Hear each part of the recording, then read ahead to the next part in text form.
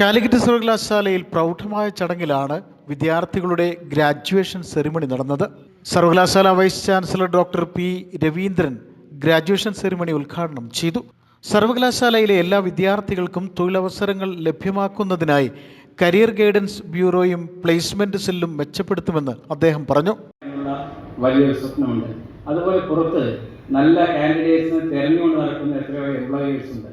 അപ്പോൾ അവർക്ക് രണ്ടുപേർക്കും മീറ്റ് ചെയ്യാനും ഉള്ളൊരവസരം സർവകലാശാല ഒരുക്കും. നിങ്ങൾക്ക് പലർക്കും അത്തരത്തിൽ തൊഴിൽ നേടാൻ ഭാവിയിൽ കഴിയും എന്ന് ഞാൻ ഉറച്ചു വിശ്വസിക്കുന്നു. എന്തായാലും കൂടുതൽ നീട്ടുന്നില്ല. നിങ്ങൾക്ക് എല്ലാവർക്കും ഈ ഗ്രാജുവേഷൻ സെറിമണിയുടെ വേളയിൽ നിങ്ങൾക്ക് എല്ലാ ആശംസകളും നേരുന്നു. ഭാവി ജീവിതം മനോഹരമാക്കി തീർക്കുക എന്ന നിങ്ങളുടെ മഹത്തായ ഒരു സ്വപ്നമുണ്ട്. അത് നിങ്ങളുടെ മഹത്തായ സ്വപ്നമായിരിക്കണം.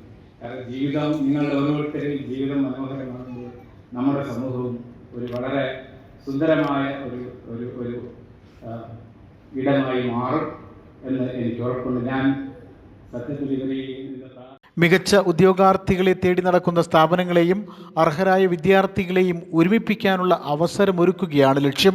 പ്രവേശന സമയത്ത് തന്നെയുള്ള രജിസ്ട്രേഷൻ നമ്പറിലൂടെ ചെറിയ തുടക്കത്തിൽ നിന്ന് വലിയ ലക്ഷ്യങ്ങളിലേക്ക് വളരാൻ എല്ലാവർക്കും കഴിയണമെന്നും അദ്ദേഹം കൂട്ടിച്ചേർത്തു. സിൻഡിക്കേറ്റിന്റെ പരീക്ഷാ സ്ഥിരം സമിതി കൺവീനർ ഡോക്ടർ ടി വസുമതി ചടങ്ങിൽ അധ്യക്ഷത വഹിച്ചു. Registrar doctor E K Satheesh, പരീക്ഷാ controller doctor D P Godwin Samraj, syndicate അംഗങ്ങളായ advocate P K Khaleemuddeen, P Sushanth, doctor Kavumbayi Balakrishnan, doctor P P Pradyumnan, doctor T Muhammad Saleem, deputy registrar Aseeja, assistant registrar R K Jayakumar തുടങ്ങിയവർ ചടങ്ങിൽ പങ്കെടുത്ത് സംസാരിച്ചു. മലപ്പുറം ജില്ലയിൽ നിന്നും 326 പേരും കോഴിക്കോട് വയനാട് ജില്ലകളിൽ നിന്നായി 270 പേരുമാണ് വൈസ് ചാൻസലറിൽ നിന്ന് നേരിട്ട് സർട്ടിഫിക്കറ്റുകൾ ഏറ്റുവാങ്ങിയത്. News bureau, Kondotty.